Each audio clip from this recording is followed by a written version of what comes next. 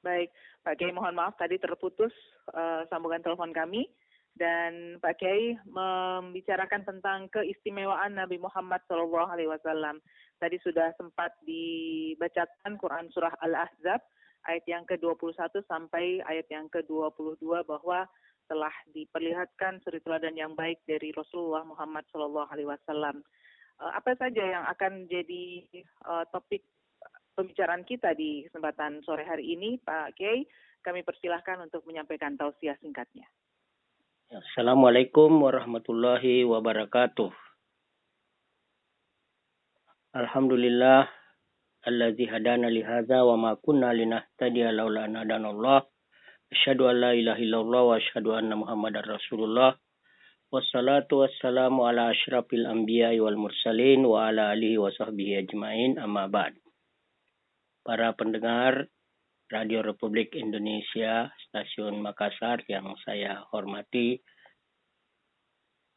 pada kesempatan siang ini, sore ini saya akan berbicara tentang keistimewaan Rasulullah Sallallahu Alaihi Wasallam. Karena pada hari ini kita masih memasuki bulan Rabiul Awal, yaitu tanggal 22 Rabiul Awal 1442 Hijriah, bertepatan dengan tanggal 29 Oktober 2021. Untuk memperingati Maulid Nabi Muhammad Sallallahu Alaihi Wasallam, yaitu kelahirannya, maka di sini saya akan menyampaikan tentang keistimewaan beliau daripada nabi-nabi yang lain.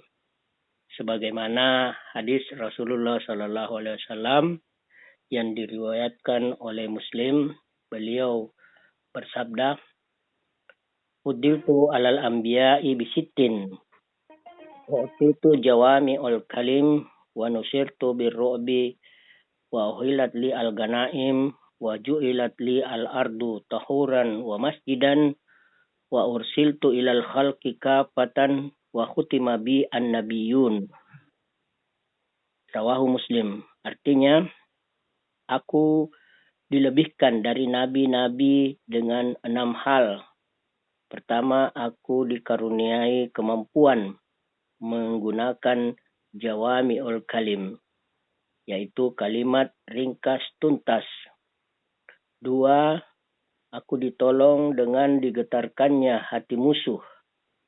Yang ketiga, aku dihalalkan ganimah, yaitu harta rampasan perang bagiku. 4, dijadikan tanah bagiku sebagai tanah sesuci dan tempat sujud. 5, ditugaskan sebagai rasul bagi semua makhluk. 6, dan dijadikan sebagai penutup para nabi. Yang pertama adalah Rasulullah diberikan kemampuan menyampaikan jawami'ul kalim, yaitu kalimat singkat tuntas, yaitu dapat menghimpun unsur-unsur agama ke dalam pernyataan kalimat pendek. Seperti sabdanya, ad-dinun nasihah, agama itu adalah nasihat. Kedua, antara lain, min husni islamil mar'i tarkuhu ma la ya'ni. Di antara kebaikan agama Islam itu adalah seseorang meninggalkan sesuatu yang tidak bermanfaat. Ketiga, antara lain juga Rasulullah Sallallahu Alaihi Wasallam bersabda, "Qul amantu billah, tsumma istaqim." Katakan, aku beriman kepada Allah, kemudian konsisten terhadap keimanan. Dan keistimewaan yang kedua, senjata Rasulullah Sallallahu Alaihi Wasallam yang paling ampuh dalam meraih kemenangan ialah digetarkannya hati musuh oleh Allah Subhanahu wa Ta'ala, seperti sebagian terjadi pada perang Tabuk, perang Badar, penaklukan Mekah, dan lain-lain. Yang ketiga, keistimewaan Nabi kita Muhammad sallallahu alaihi wasallam, harta ganimah dihalalkan bagi Rasulullah sallallahu alaihi wasallam dan umatnya. Sedangkan kepada Nabi dahulu diharuskan membakar harta dan tidak boleh memanfaatkan sedikit pun.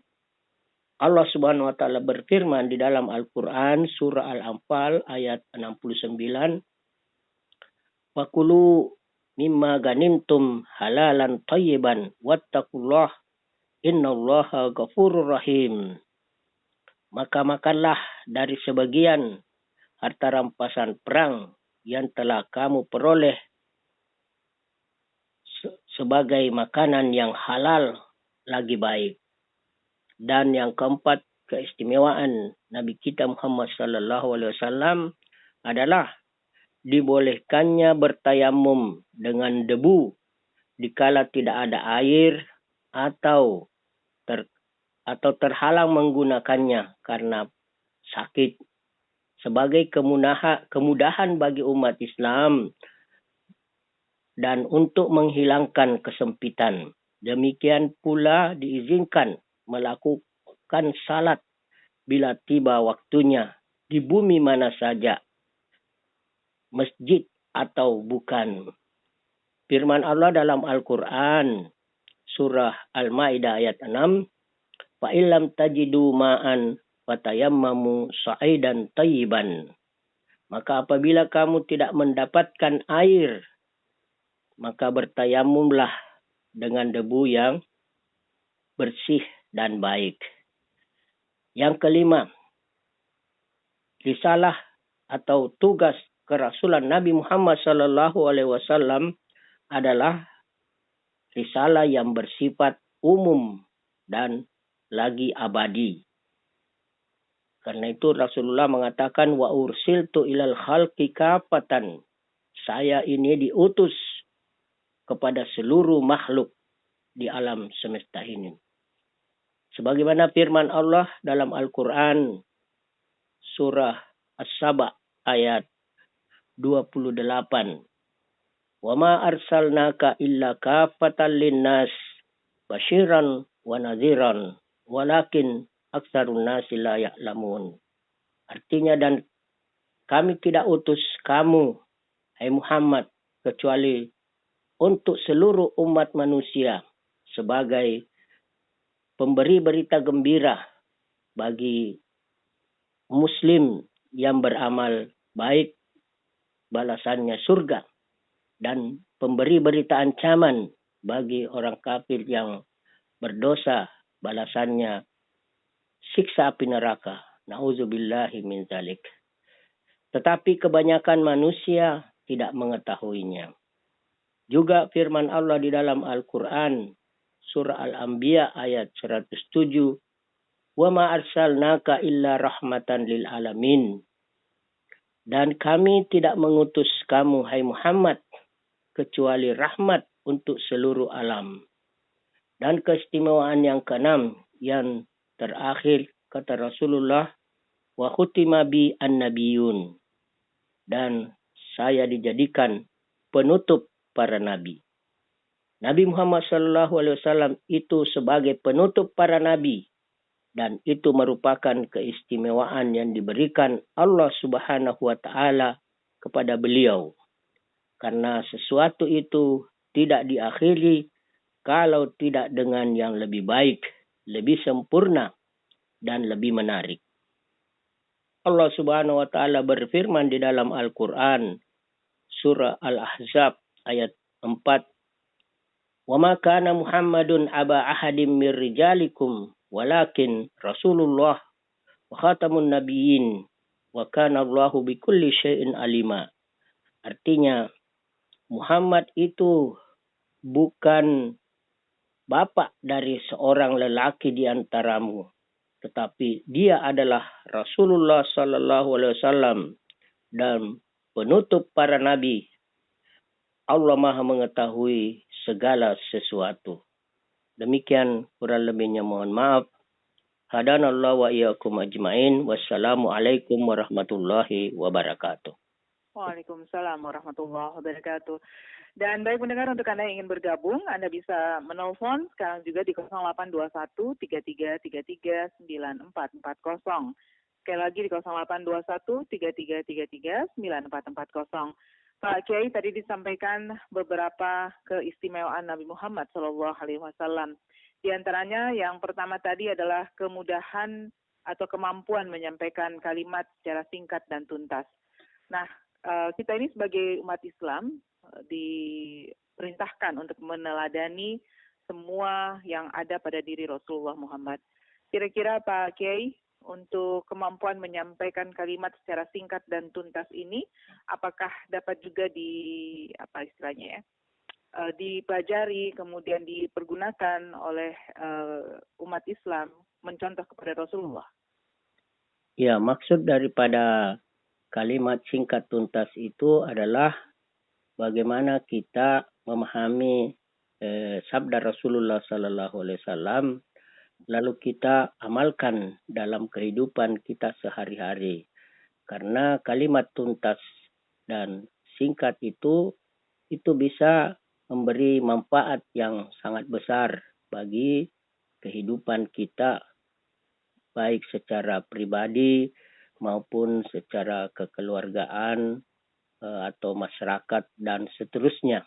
Makanya seperti contoh dalam hadisnya yang mengatakan ad-dinun nasihah, agama itu adalah nasihat. Ini artinya dengan beragama itu menjadikan kita hidup bahagia dunia dan akhirat.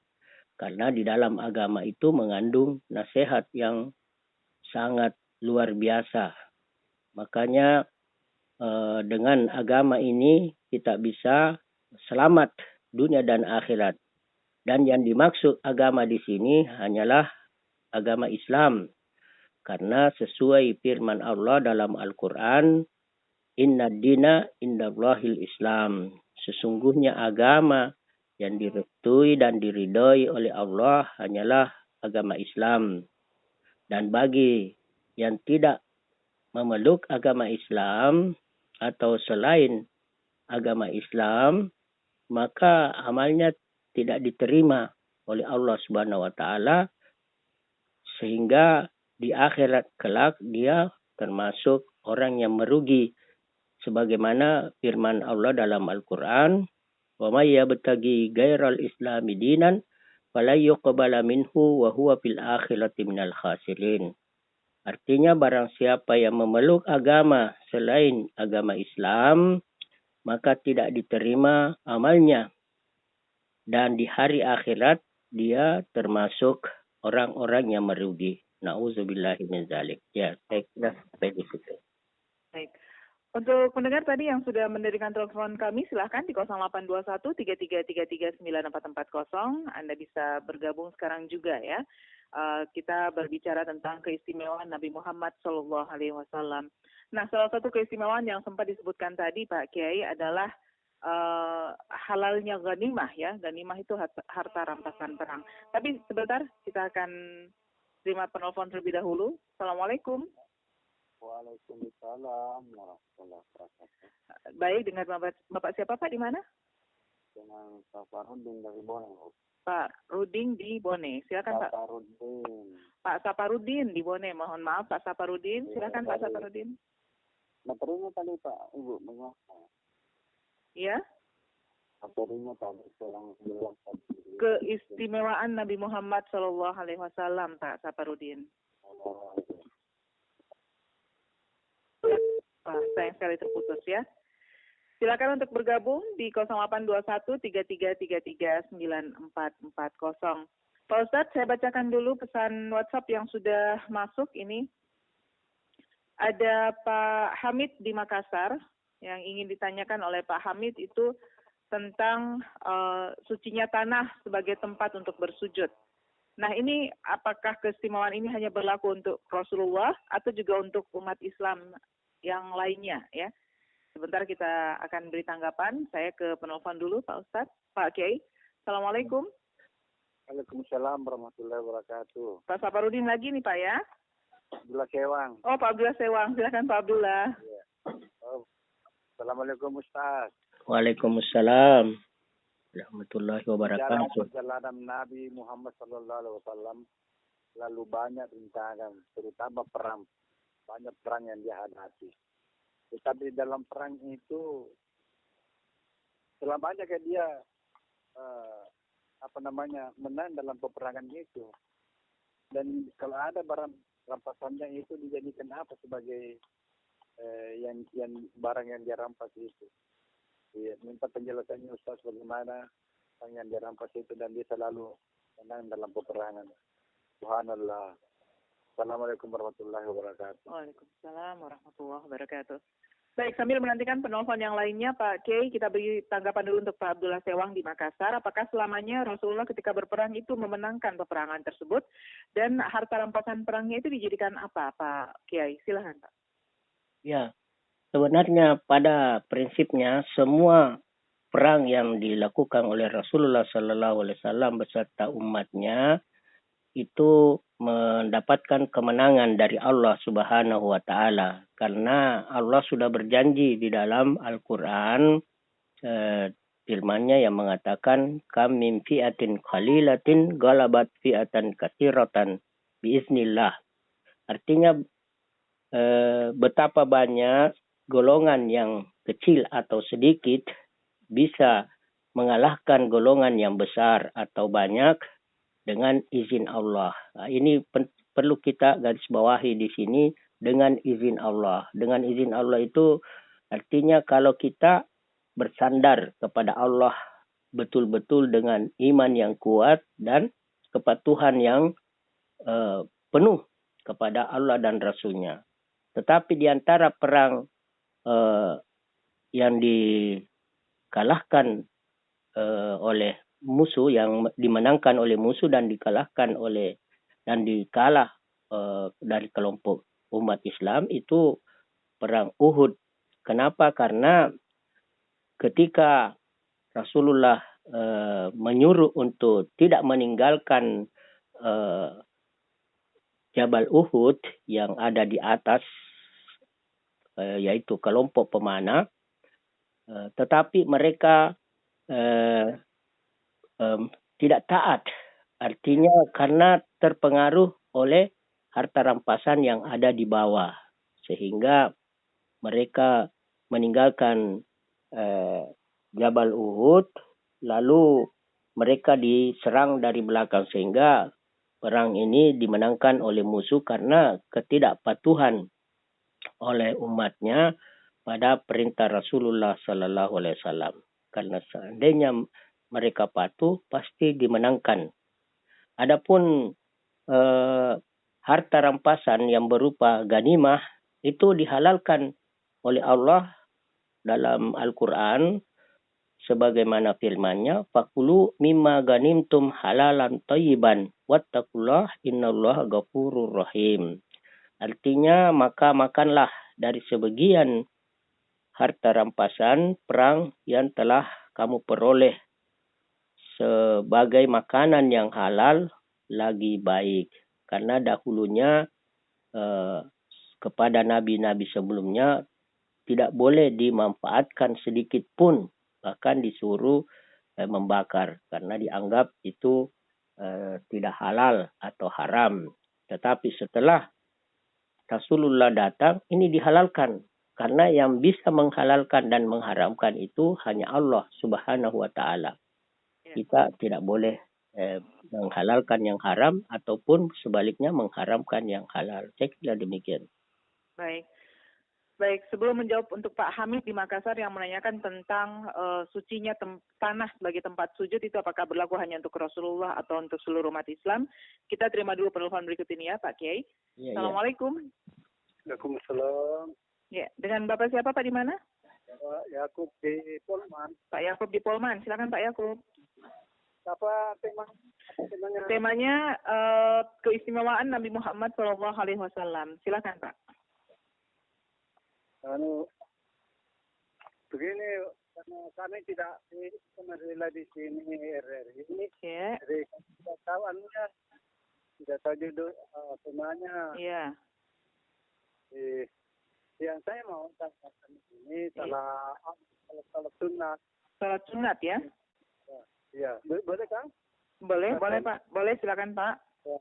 Anu ini Ustaz. Betulan kalau hari sunat kan tidak banyak orang yang tidak salat sunat sudah sama pertama. Ya. Jadi salat apa yang akan kita lakukan setelah yang pertama orang yang kedua itu yang diperlukan. Oke, itu saja Pak ya. Memang tidak ada dasarnya itu salat sunat sebelum salat Jumat. Ya, itu. Baik, itu saja Pak ya. Pak Yakub. Iya. Oke.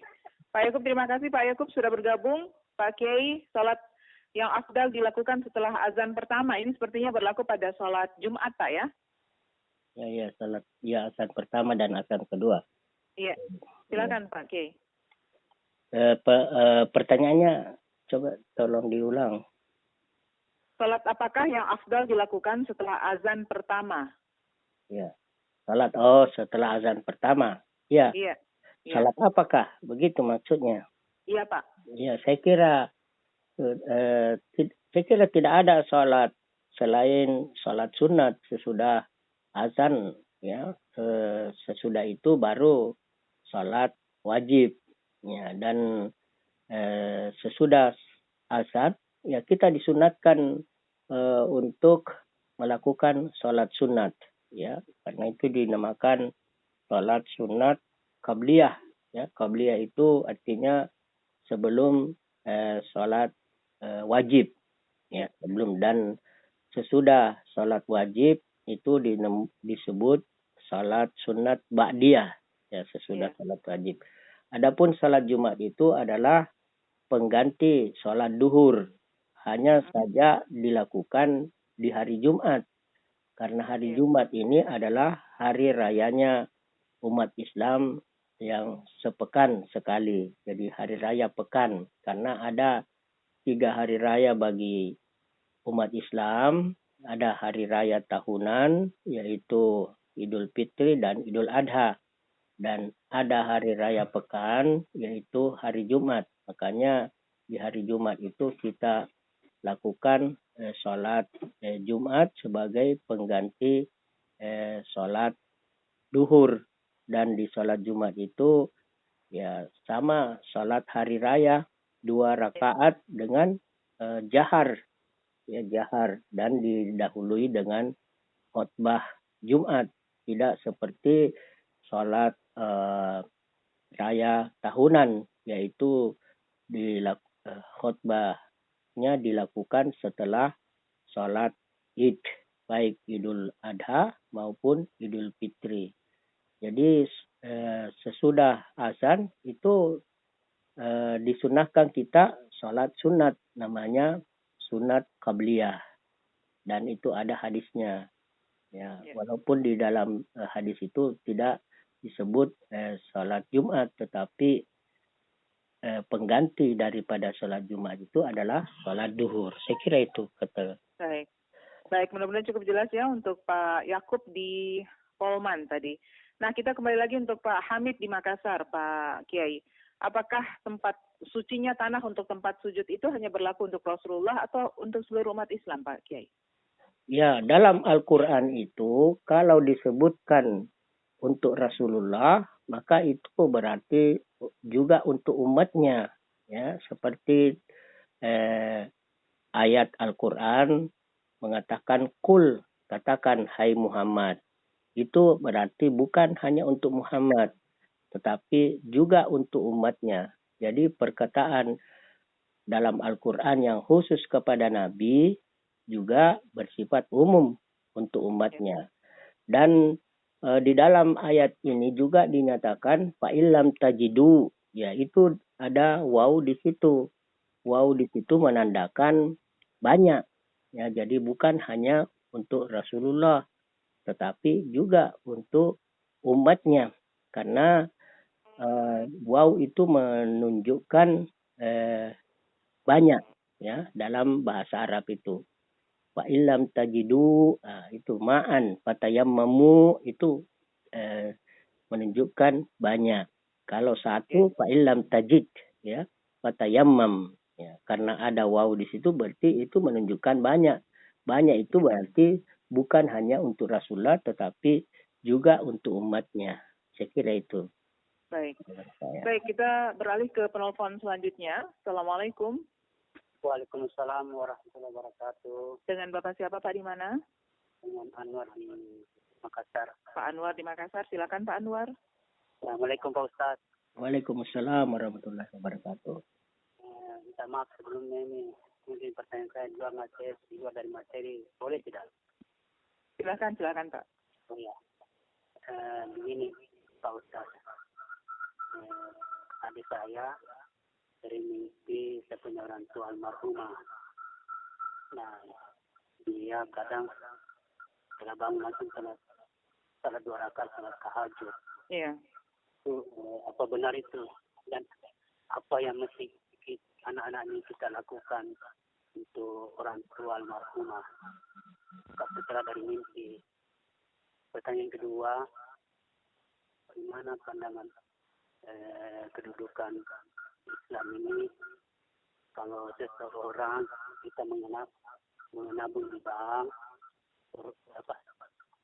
deposito untuk diingatkan untuk umroh, lantas karena ada sesuatu yang penting sehingga uang itu kita tarik kembali. Apakah di pandang masyarakat ini mengatakan bahwasanya kalau uang itu diniatkan untuk umroh lantas kita tarik kembali, dan Makassar itu langsung merosot dia punya kredit itu. Baik, itu saja Pak ya. Assalamualaikum. Waalaikumsalam warahmatullahi wabarakatuh. Baik Pak Ustadz, ini ada 2 pertanyaan. Pertanyaan yang pertama dari Pak Anwar di Makassar. Adiknya itu sering memimpikan orang tua. Kemudian adiknya itu bangun melaksanakan sholat tahajud. Apakah benar hal yang dilakukan itu? Bermimpi didatangi orang tua, kemudian karena mimpi itu bangun melaksanakan sholat tahajud. Kemudian pertanyaan selanjutnya, sebaiknya apa yang dilakukan ketika kita atau seseorang itu bermimpi didatangi oleh orang tuanya yang sudah meninggal, Pak? Silakan Pak Kiai. Yang pertama itu antara mimpi dengan salat tahajud itu saya kira tidak ada kaitannya, karena mungkin ini yang dimaksud di sini adalah mimpi biasa ya, jadi tidak ada kaitannya dengan salat tahajud. Jadi salat tahajud itu tanpa mimpi pun bisa kita laksanakan. Kalau kita mimpi dengan orang tua, itu artinya orang tua mengharapkan kita supaya beramal baik ya, beribadah dengan tekun ya, termasuk di dalamnya sholat tahajud. Jadi kita sholat tahajud itu ya untuk diri kita dan untuk orang tua kita yang telah meninggal dunia, karena di dalam hadis Rasulullah Sallallahu Alaihi Wasallam itu dinyatakan iza mata ibnu Adama inqata amaluh illa min salas. Ya, kalau anak cucu Adam itu telah meninggal dunia maka putuslah seluruh amalnya kecuali 3. Ya, sedekahun jariyah. Yang pertama adalah sedekah yang jalan terus menerus, dan kemudian yang kedua au ilmun yuntafa'u bihi, atau ilmu yang diamalkan ya, atau diajarkan kepada selain kita, dan yang ketiga waladun sholihin yad'ulah, dan anak soleh yang mendoakan. Jadi orang tua yang sudah meninggal dunia itu sudah putus amalnya kecuali yang 3 ini, maka anaknya itu dengan melakukan sholat tahajud lalu berdoa kepada Allah, bisa sampai doanya, karena dia termasuk anak saleh yang telah dididik oleh orang tuanya sejak kecil. Jadi jasanya orang tua itu ya dapat menerima hasilnya dari anaknya yang dididik walaupun dia sudah meninggal dunia. Saya kira itu. Baik. Kemudian pertanyaan yang kedua, Pak Kiai, bagaimana pandangan Islam ketika seseorang itu menabung di bank berupa deposito untuk niatnya untuk umroh. Tapi karena ada keperluan, maka diambillah uang tabungan tersebut. Menurut pendapat masyarakat, ini katanya kalau memberlakukan hal seperti ini akan berkurang rezekinya. Silakan Pak Kiai. Ya, itu tergantung dari niat ya. Kalau memang niatnya untuk umrah, ya diusahakan bagaimanapun kita usahakan itu supaya bisa terlaksana. Karena niat yang baik itu pasti Allah akan kabulkan, ya Allah akan bantu dengan niat kita. Ya, tapi kalau memang ada yang menjadikan halangan, ya seperti sesuatu yang kita tidak bisa sebutkan, kalau tidak bisa itu saya kira tidak ada masalah menarik karena keperluan yang sangat lebih penting, ya yang tidak bisa disebutkan, ya karena tadi tidak disebutkan apa sebenarnya yang sangat penting itu, sehingga saya juga tidak tahu apa.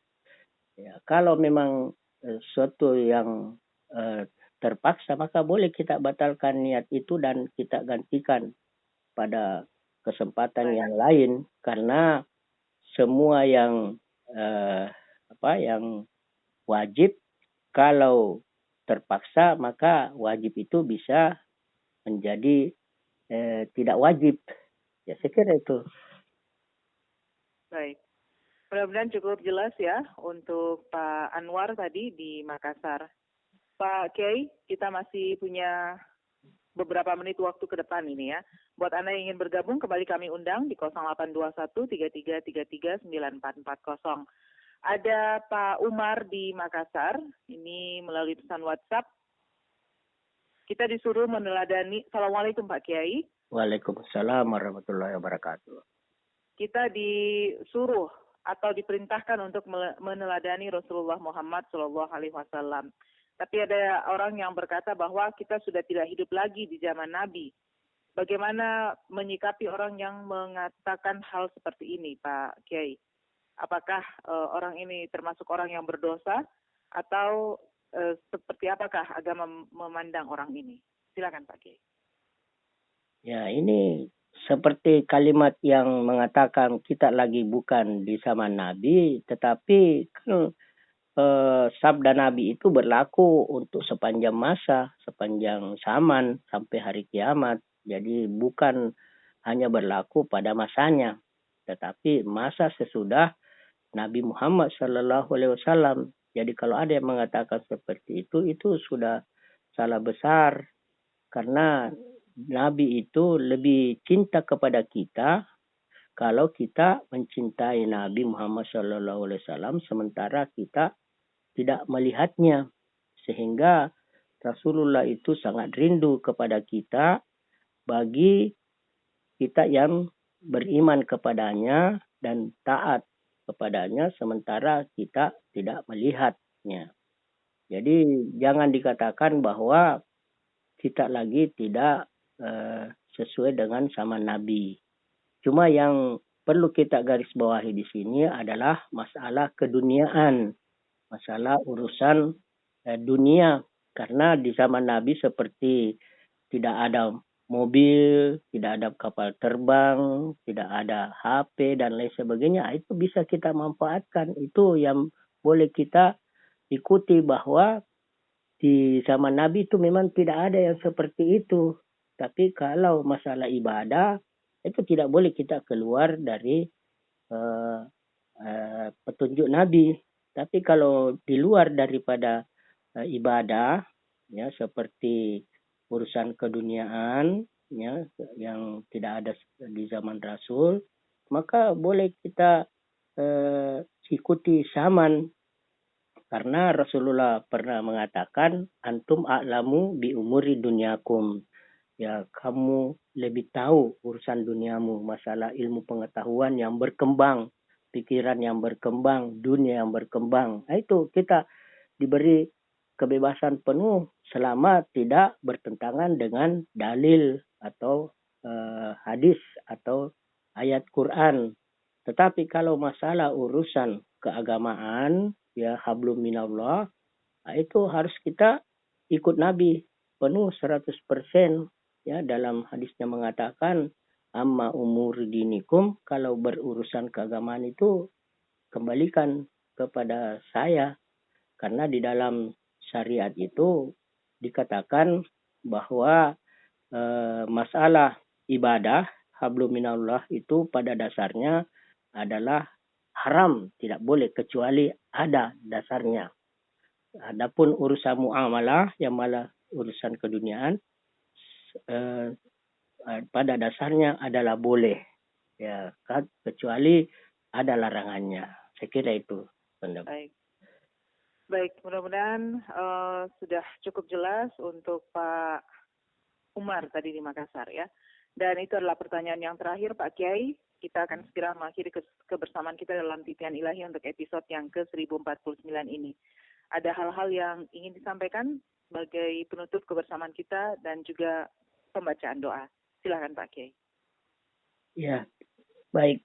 Dalam urusan memperingati Maulid Nabi kita Muhammad SAW, ini memang ada yang kontroversi, ada yang mengharamkan dan ada yang menghalalkan, bahkan ada yang mewajibkan. Ya, tergantung dari paham kita masing-masing. Karena menurut paham sebagian ulama itu tingkat dari hukum Maulid itu pertama bisa wajib kalau umat Islam sudah meninggalkan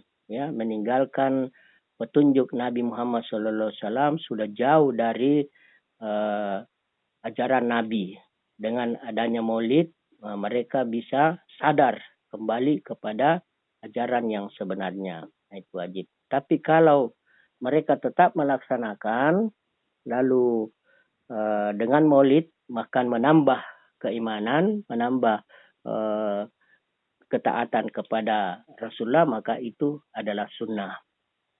Tapi kalau Maulid itu diadakan hanya hura-hura, hanya pada waktunya saja dia mau taat, tapi sebelumnya itu tidak ada ketaatan, maka ini adalah haram kalau tidak untuk meningkatkan keimanan dan ketakwaan, tetapi hanya untuk berfoya-foya dan hanya untuk merayakan sehingga lupa apa yang disampaikan oleh Nabi Muhammad SAW.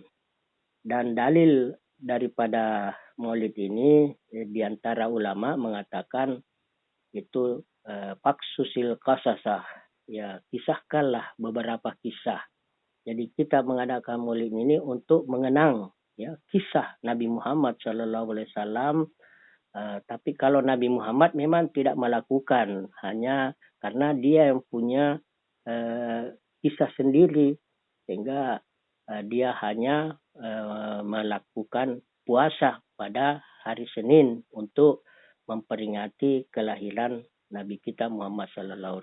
Maka kita pun juga bisa mengikuti, yaitu dengan puasa sunnah pada hari Senin untuk memperingati kelahiran Nabi Muhammad Sallallahu Alaihi Wasallam.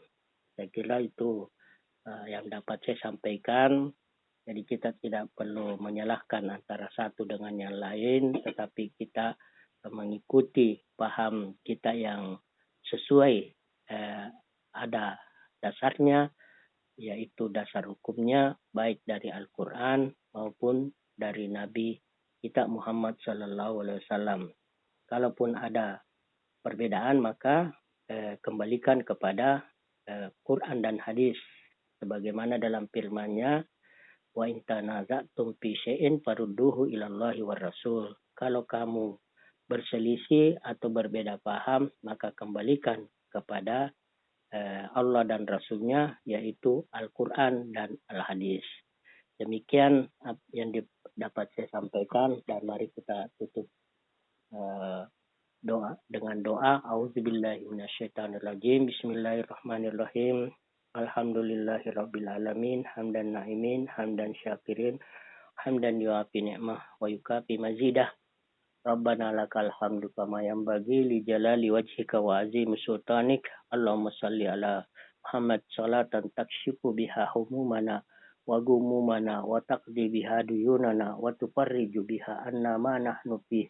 Ya Allah, ya Allah, ya badi as-samawati wal ard, ya zal jalali wal ikram, wa la alihi wa sahbihi wa sallim adada kulli syai'. Allahumma inna nas'aluka salamatan fid din wa afiyatan fil jasad wa ziyadatan fil ilmi wa barakatan fil rizqi wa taubatan qablal maut wa rahmatan indal maut wa maghfiratan ba'dal maut. Hawwin alaina fi sakaratil maut wan najata minan nar wal afwa indal hisab. Allahumma aslih lana dinana allazi huwa ismatu amrina wa aslih lana dunyana allazi huwa fiha ma'ashuna wa aslih lana akhiratana allazi huwa ilaiha ma'aduna waj'alil hayata ziyadatan lana min kulli khair waj'alil mauta rahatan lana min kulli syarr. Rabbana atina fid dunya hasanah wa fil akhirati hasanah wa qina adzabannar. Subhana rabbika rabbil izzati amma yasifun wa salamun alal mursalin walhamdulillahi rabbil alamin. Baik, terima kasih Pak Kiai untuk kebersamaannya di kesempatan sore hari ini. Kita akan jumpa lagi pada edisi Titian Ilahi selanjutnya. Assalamualaikum warahmatullahi wabarakatuh, Pak Kiai. Waalaikumsalam warahmatullahi wabarakatuh.